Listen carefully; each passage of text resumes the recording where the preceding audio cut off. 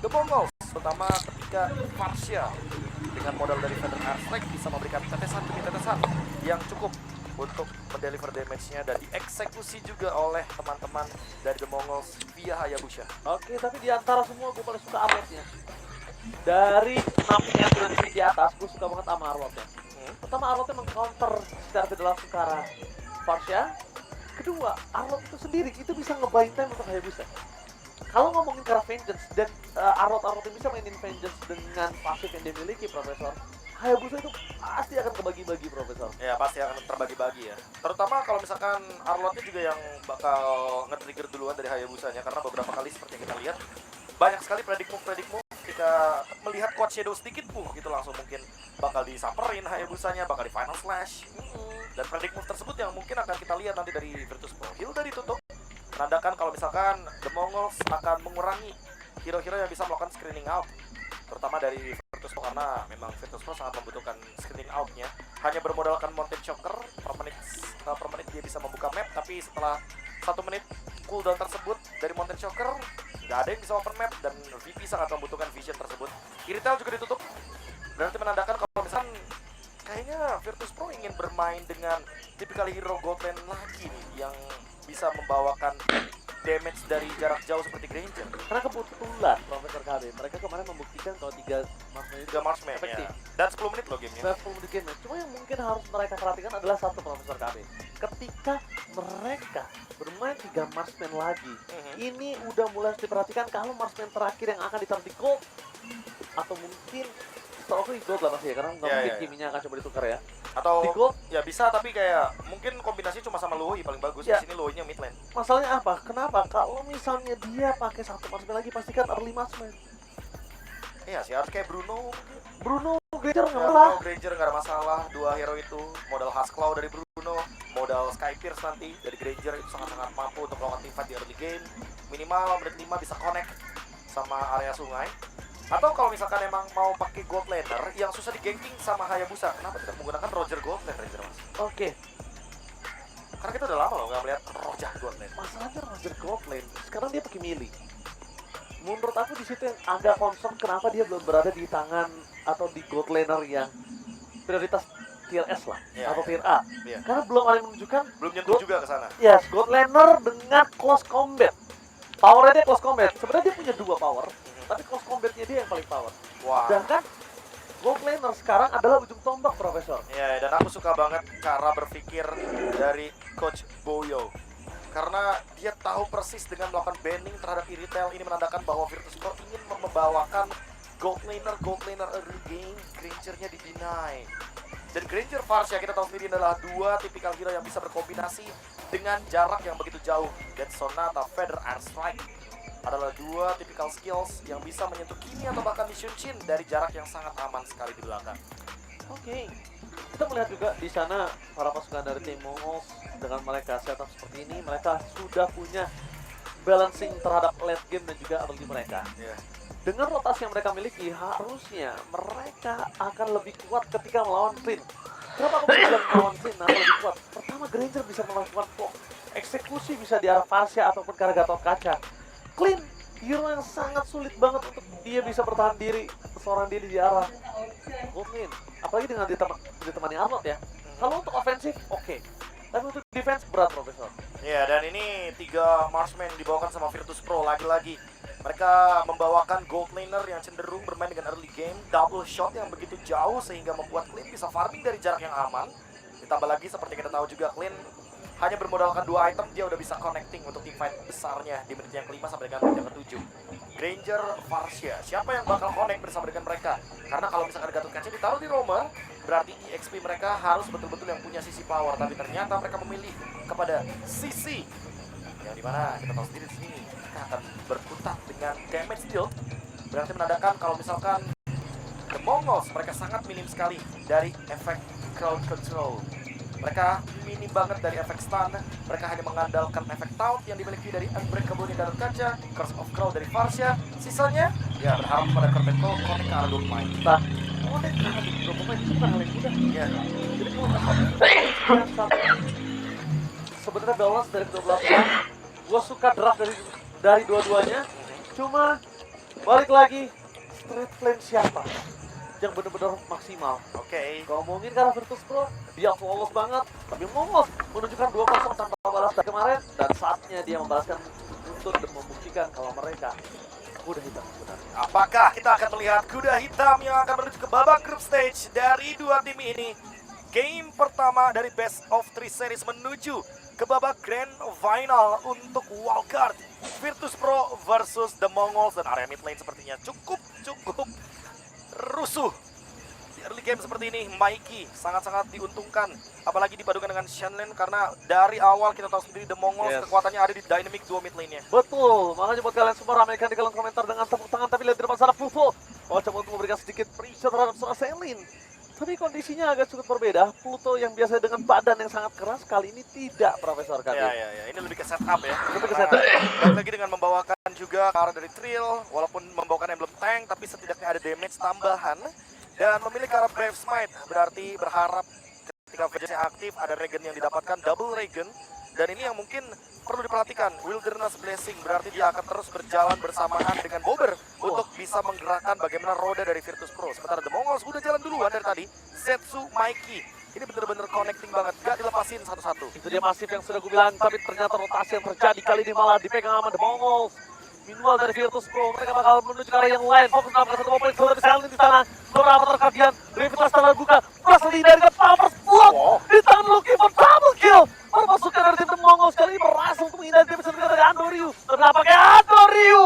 Masih lebih. Setidaknya dia pulang bukan dengan tangan kosong, tapi dengan double kill. Ya, dan aku cukup terkejut ketika Mikey dia maju lagi. Sebenarnya yang mau lebih malah ada di The Mongols. Mereka ingin mendapatkan Andoryu, tapi Andoryu tidak ingin pulang membawa tangan kosong.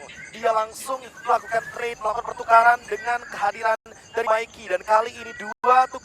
Turtle set apakah dilakukan? Mountain Shocker memang sudah dibawakan tadi sama Andoryu, tapi screening out tidak akan dihentikan oleh Pluto dan juga Bobber. Oke, berbanding terbalik keuntungan di tangan dari tim The Mongols, tapi mereka mau merelakan kesempatan mereka menuju ke arah Tarkul yang pertama. Ini menandakan tandanya Virtus Pro dikasih kesempatan untuk nafas lebih dalam, dan itu bahaya loh, betul. Nafas lebih dalam, Nafas lebih tarik dalam. dulu. Dihembuskan. Kalau Zetsu memang punya early game yang sangat baik, itu bagus. Tapi jangan lupakan kalau Zetsu nggak punya early game yang mendominasi, mid to the late game, Andoryu bakal lebih bersinar. Itu yang harus dia ingat dan harus dia catat di otaknya. Dan lagi-lagi Mikey tertangkap di area mid lane, sehingga itu yang membuat kerugian yang berlipat ganda bagi The Mongols. Rings juga bakal dikejar terus-terusan. Lihat bagaimana gerakan EOG. Lihat menghindari EOG bukan dengan menggunakan flicker, tapi dengan satu vengeance terakhir sebelum Selin out of range. Iya. Jadi boleh dibilang untuk kerugian didapatkan sama Virtus Pro ini nol besar. Besar. Tidak ada kerugian sama sekali. Mereka mendapatkan turtle dan mereka mendapatkan keuntungan lagi dan lagi. Tapi dengan flicker tidak ada Pluto, hanya harus coba dimakan. Shadow kill, terlalu banyak soft kill yang diberikan, tapi di arah bottom lane melihat kondisi dari seorang Granger yang tidak bisa bergerak sama sekali. Full blading di tangan para pasukan dari Virtus Pro. Meanwhile, para pasukan dari tim Virtus Pro kali ini mereka tahu early game mereka akan terseok. Kalau kita ngomongin Hayabusa, tapi kan late game bang. Yes, betul late game Hayabusa. Tapi lihat dari Avatar Guardian, lihat dari Farsha-nya, lihat dari Granger-nya. Kalau misalnya mereka tingkat di laning gold lane, itu sangat menguntungkan dari tim The Mongols. Meanwhile, Mikey masih bisa selamat, tapi Selin, Avatar Guardian-nya masih belum available, dan dia masih cooldown. Di depan sana langsung menuju ke pagar, dan Shadow Kill tidak terbagi menjadi 2 dan 1. Shadow Kill terakhir, hampir saja menumbangkan Bobber. Tapi untungnya, kondisi dari Pluto dan flicker, really, dia benar-benar membuat dirinya dalam perkara yang berbahaya. Karena dia membuat gold lane yang dari tadi tenang, yaitu sosok dari Super Egorka. Ya, syarat untuk Super Egorka, dia sangat peka sekali. Dia melihat, dia bergerak ke area dari jungle dalam untuk Virtus Pro, sehingga kerugian pun tidak bisa terelakkan bagi teman-teman dari The Mongols. Screening lagi ke arah Mumu, dan kali ini masih ada Mountain Shocker. Tapi masih terlalu kuat, Mountain Shocker telah dibuka. Brand minuman depan sana, langsung traction ball.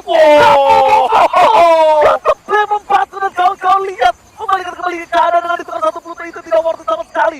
Dari Bobber, targeting mereka, Mikey, dan juga Selin yang ditarget satu kali traction pulse, langsung dia terkunci, Profesor. Wow, itu benar-benar mengerikan sekali. Karena efek immobilize juga dari Starlium Beam, dan Mumu kayaknya harus say goodbye.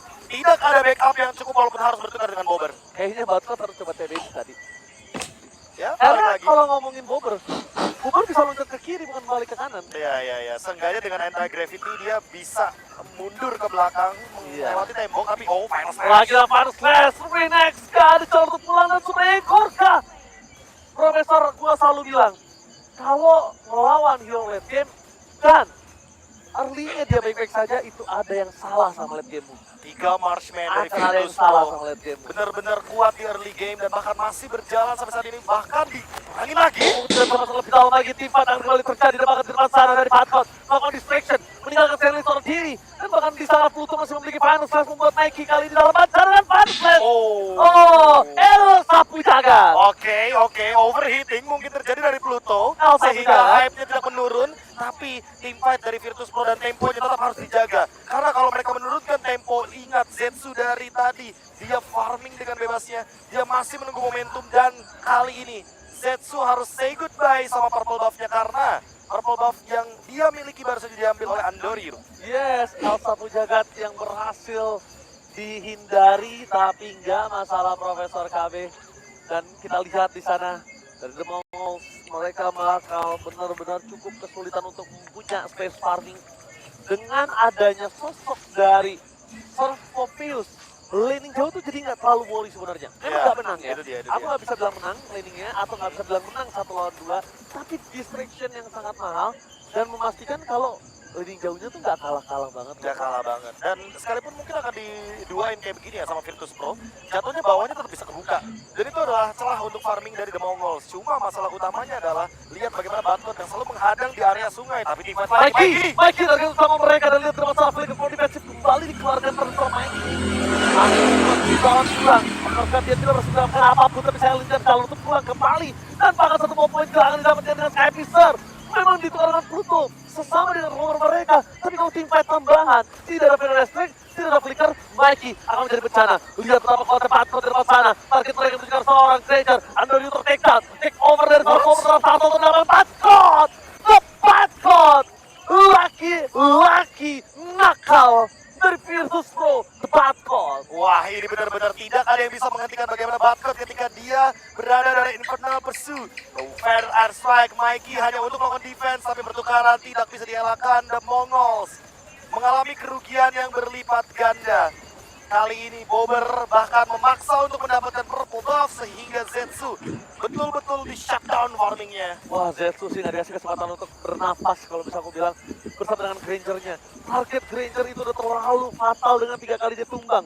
Dan Super Egorka, dia yang bahkan dari tadi tenang untuk farming, dorong semua laning atas bawah dan melihat kondisi dari para pasukan dari tim Virtus Pro dengan gold yang sangat jauh. Dan lihat bagaimana item pemilihannya, terutama dari Super Egorka. Dia tahu kalau misalkan double shot ini jaraknya udah jauh dan ditambah lagi dengan kan EOG.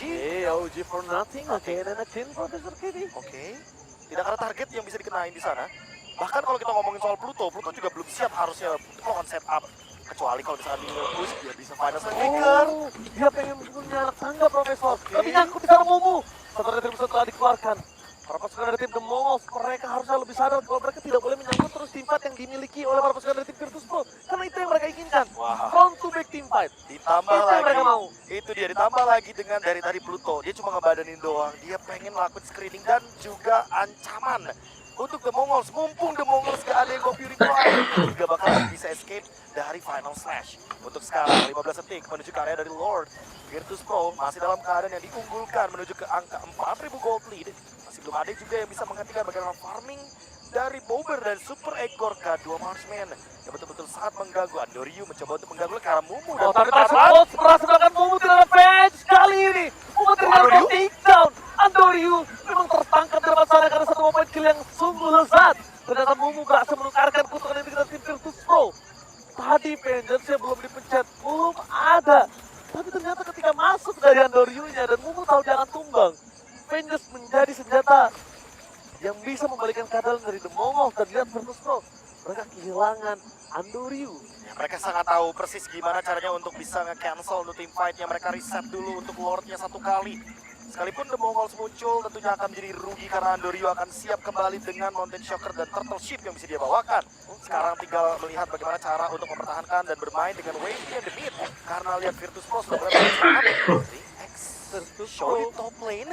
Apakah Virtus Pro akan mencoba untuk mengambil bait tersebut karena masih belum ada informasi di mana Zetsu berada? Adalah serbahan stres berpasangan mengejar seorang sosok Zerlin. Terlihat walaupun di sana mereka tertangkap, tapi bombernya masih free hit. Immortality membuat para pasukan dari tim Virtus Pro masih terlalu kuat. Masuk lebih dalam dari Andorio, tapi kali ini dengan kalkulat yang matang, membuat mereka berhasil mendapatkan keuntungan 3 poin kill.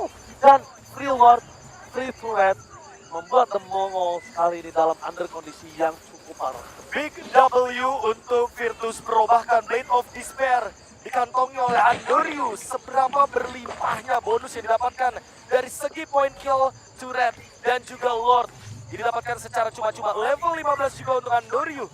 Sehingga dia mengungguli level dari Zetsu, invade jungle semakin lebih mudah lagi. Dan tinggal menunggu waktu karena Pluto dalam kurun waktu 20 detik akan ready dengan flicker. Lord Lurching di bawah menghancurkan pasif, bisa saja akan ada combo flicker final slash. Oke, kita bakal menyaksikan di mana para pasukan dari tim The Mongols mereka harus melakukan defensif dengan item mereka dengan konteks jauh. Mountain Shocker masih melakukan swap, final slash for nothing. Membuat para pasukan dari tim The Mongols mereka cukup untuk mundur ke arah belakang.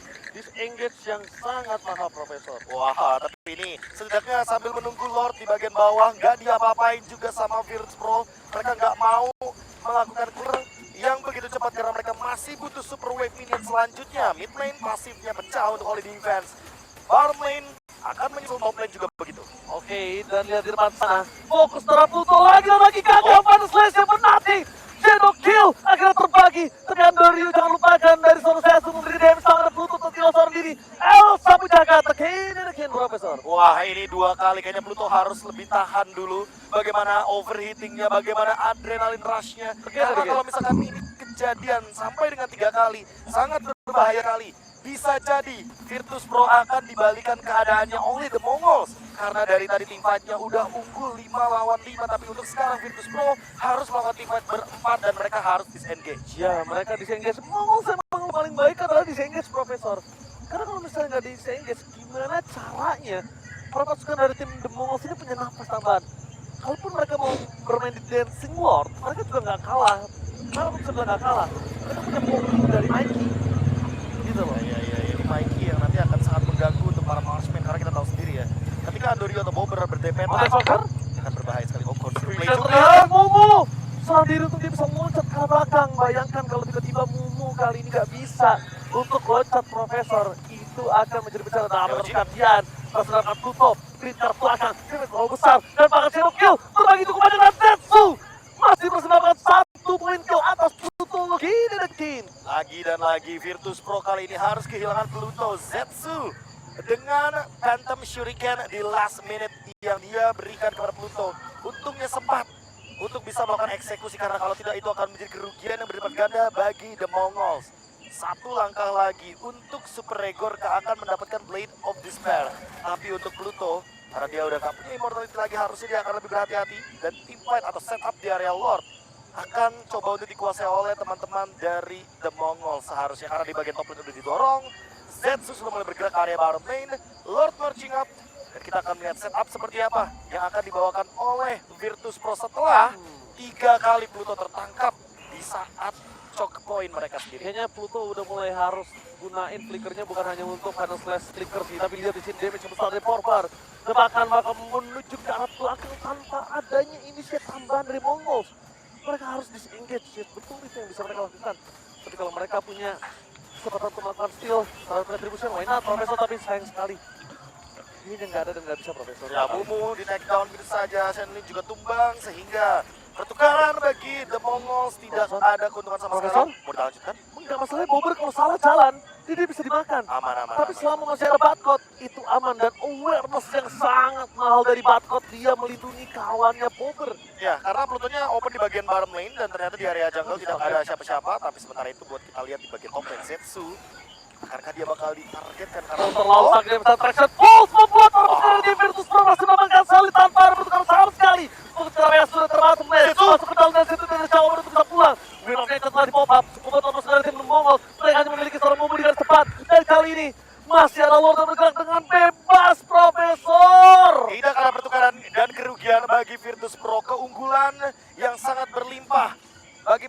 dari EECA. Dan kali ini Super Egorka yang hanya bermodalkan dengan double shot pasif yang dia miliki di belakang.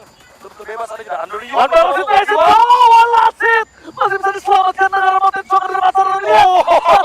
Satu, sampai dan flicker. Super Egorka menutup high ground di mereka. No Parsi itu di luar bebas. Satu di